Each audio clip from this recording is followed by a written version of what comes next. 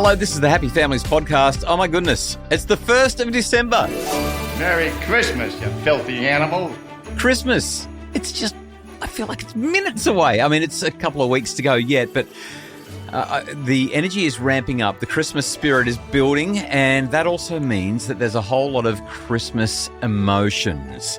Today, we address the reality that Christmas is not always joyful. Sometimes the kids aren't able to navigate disappointment, overstimulation, exhaustion, grief, and anxiety, and changes in routine. Oh, sorry, that was the kids. And then there's the parents as well. Today on the Happy Families podcast, we help you to navigate big Christmas emotions, the whole spectrum, and share 2 massive Christmas blow-ups that we've experienced so that you can learn not to do what we've done. Stay with us.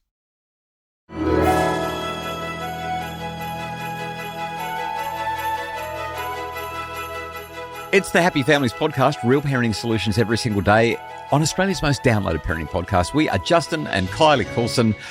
Christmas is here. The Christmas spirit is alive and well. The Christmas energy is booming.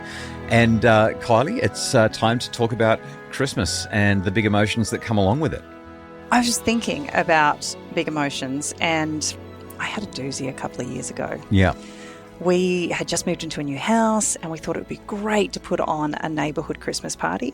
And when we looked at the dates available, we kind of, with a few neighbours' input, decided that the 23rd was perfect. Everyone would be, finished with their year. Everyone's around. Let's do it on the 23rd because we'll get everybody there. And we pretty much had the whole neighbourhood street in our backyard.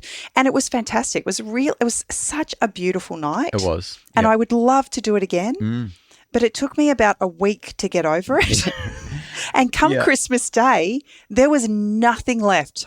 There was nothing left in the tank. And I literally looked at the family and I said, there's leftovers in the fridge from 2 nights ago. That's what we're eating. Like, I am not cooking. I'm not even getting out of my pajamas today. So it's not that there was a lot of emotion. It was that there was just an inability to function. There was just the exhaustion that happens to some of us at that Christmas season because we try to do too much. It's just because I'm getting old. There's that happening as well. I know. The kids jump on our bed at too early a clock and like, can you just let us have another hour's sleep? There was another one that comes to mind for me. It's a bit of an unfortunate one. We were at a big Christmas gathering. A family member lost the plot. There was lots of swearing. There was lots of abusive language thrown towards plenty of adults and specifically the children, specifically a couple of our children.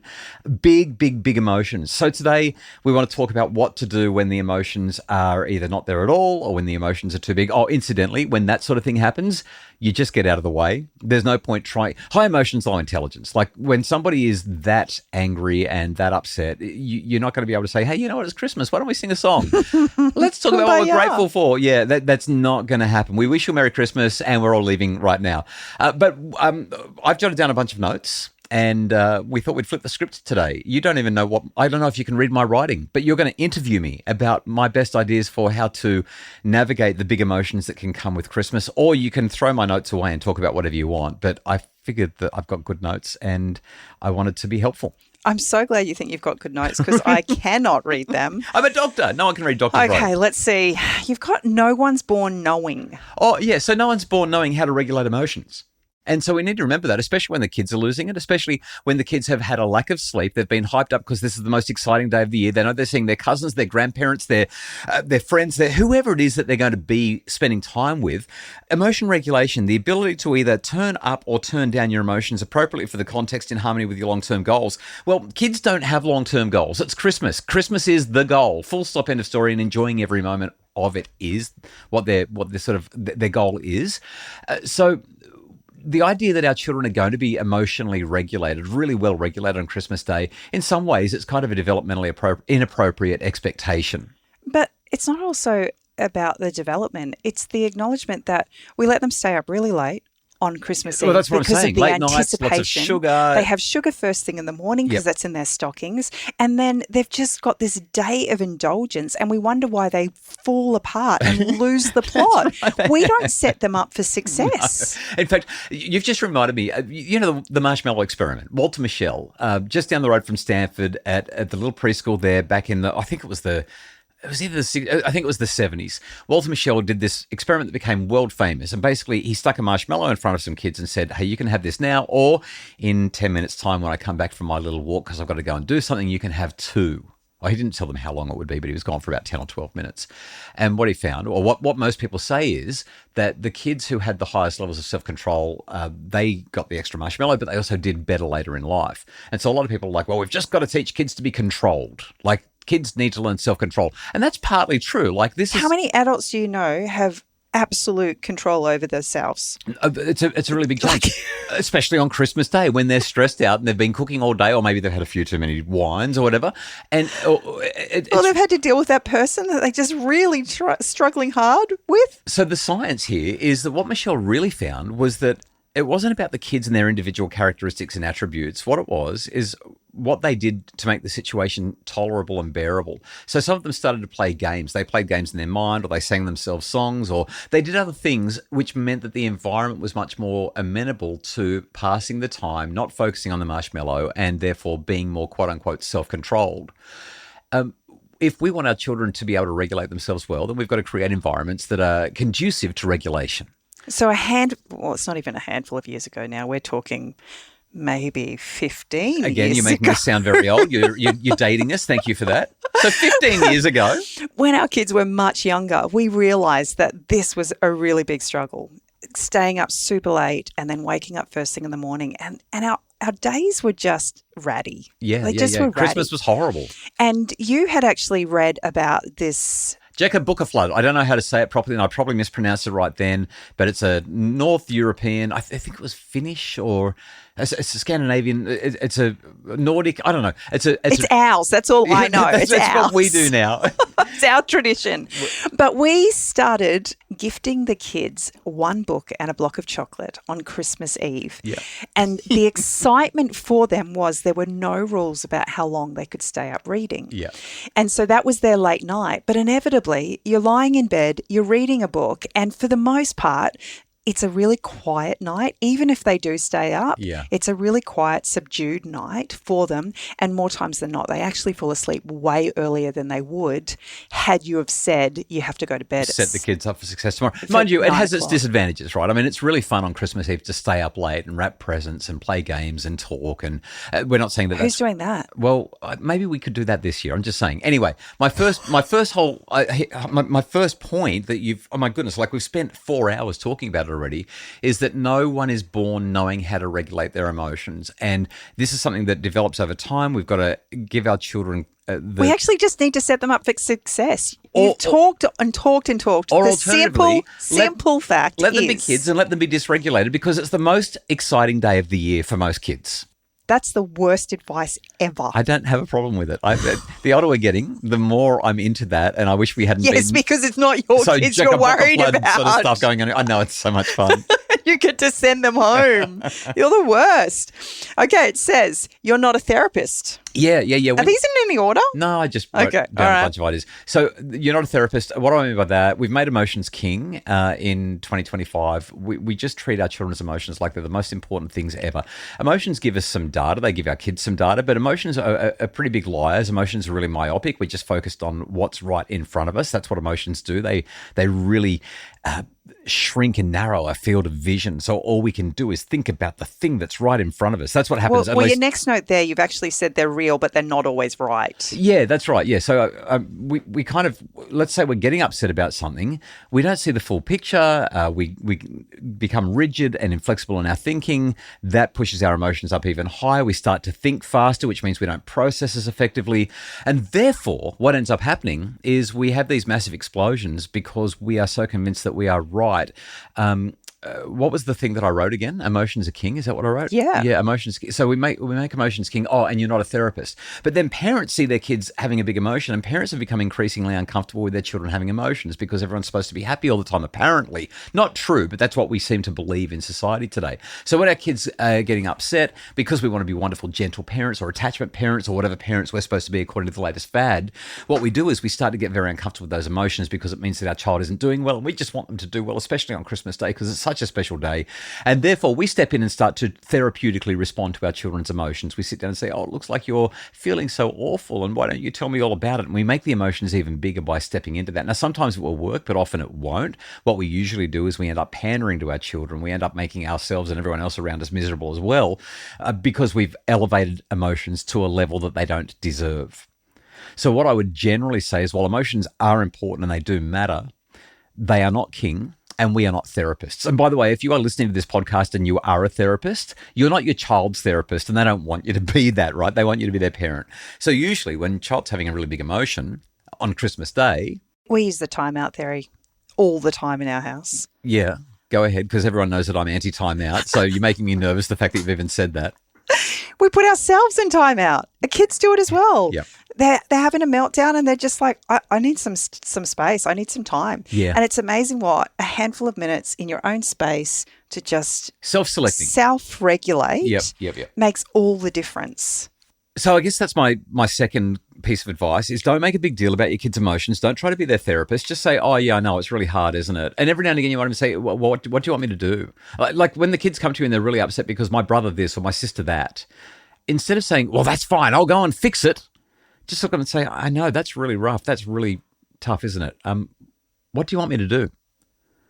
I'm just thinking what it must have been like to be a teacher before computers were invented. Yeah. Because your scribble here, it looks like a triangle. Oh, the triangle, that's just high emotions, low intelligence. That's the way that I write high emotions, low intelligence, right? So there's the X and Y axis and the horizontal negative line. Sorry, not horizontal, the sloping negative line. It just means that when your emotions are high, your intelligence is low. What's the glitter jar? The glitter jar? Oh, well, I'm going to tell you that right after the break.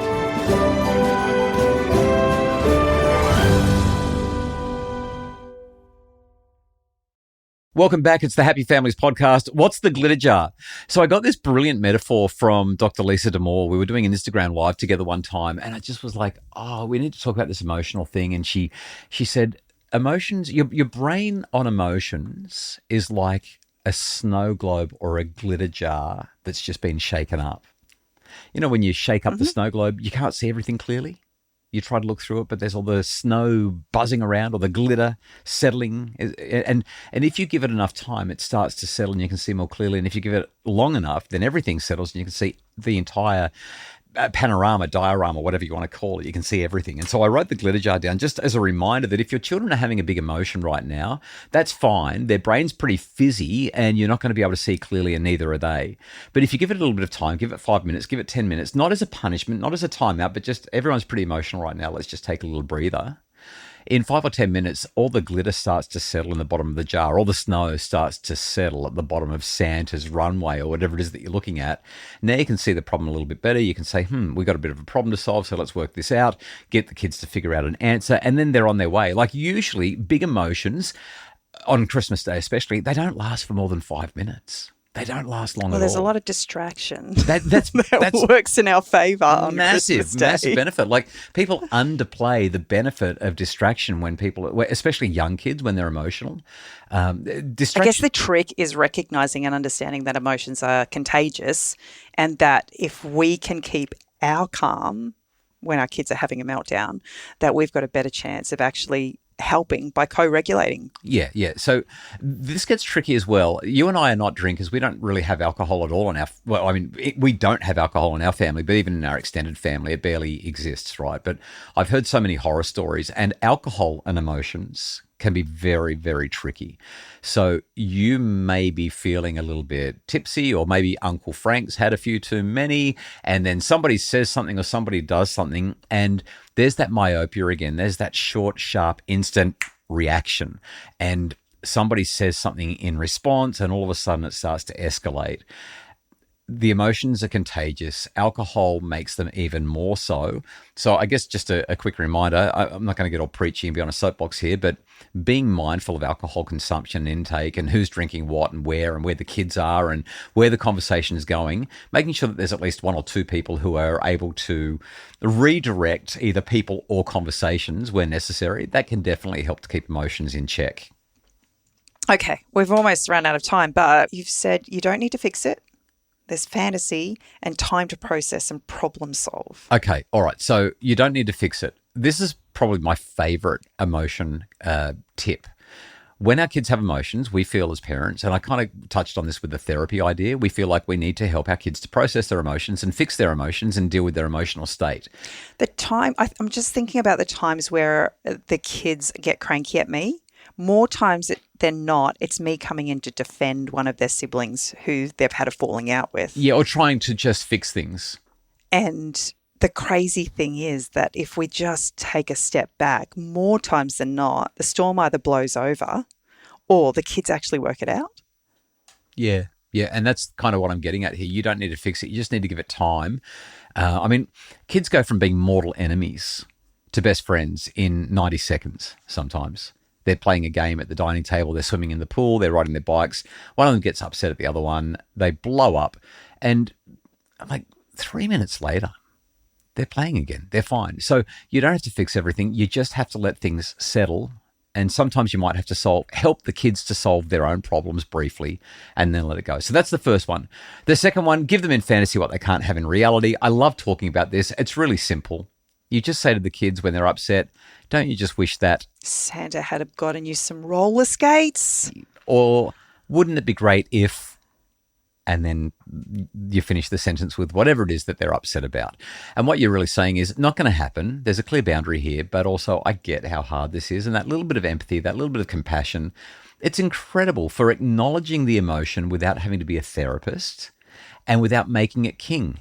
Could you imagine if Santa did do that? Wouldn't it be amazing if this was able to happen? Could you imagine how much fun we could have? Like if you ate all the marshmallows in the jar. We get to have this conversation about it, and the kids just sort of get caught up in it, and it feels nice. And then you say, "Oh, I wish you could as well," right? And then you move on with the day. And guess what? Every now and again, the kids are going to have a little tanty, and that's okay. It's not going to ruin Christmas. I guess the last one that you've got on your list is low expectations. This is my favourite. I just wrote that down to be funny. I think so often, especially as parents, we kind of create in our head the ideal perfect day. And the reality is family life is fluid and it's changing all the time. And there are so many moving parts and so many different people to kind of navigate and deal with that the thought that we could actually control the day is a bit stupid, isn't it? Just, we're still a couple of weeks away from Christmas, but just to make Christmas go well, low key, don't do too much, have low expectations. Well, as we were prepping for this, I was just kind of thinking about it. And I'm like, we have such a nice Christmas day because we actually just live in the moment. We don't put on a big crazy meal. We don't get out of our pajamas. If we want to go for a swim, we go for a swim. If we want to go to the beach, we go to the beach. But it's just however the day feels. We've started doing Christmas with my family at the start of December and with your family, sort of mid-December. And so it's just made life so easy on Christmas Day because we're literally at home. And get to do what we want to do. Get to do whatever we want to do. And the kids are crazy. They just they just want to come and jump on our bed first thing in the morning so they can open their stockings together. Yeah. And just spend time playing games. Oh, you got me looking forward to it. I can't wait. I'm pretty excited. Hey, we hope this helps you to have an emotionally stable... I thought you were going to say an emotionally free day. An emotion-free Christmas. No, we want you to have emotions on Christmas. That will be important. You're so funny. We hope that it helps you to have an emotionally stable Christmas day. You're so funny. And we can't wait to be with you again tomorrow as we unpack. See what I did there? Unpack. I like unwrap. We can unwrap our last tricky question of the year. This one's got a certain Christmas flavour to it. Ashley wants to know what to do when cousins are coming over, but there's different values in the family and there's a little bit of a clash there. How do you navigate the conflict and contention around that? That's on the podcast tomorrow. The Happy Families podcast is produced by Justin Rulon from Bridge Media. Mim Hammonds provides research, admin, and a whole lot of other support. And if you would like more information or resources to make your family happier, you'll find it all at happyfamilies.com.au.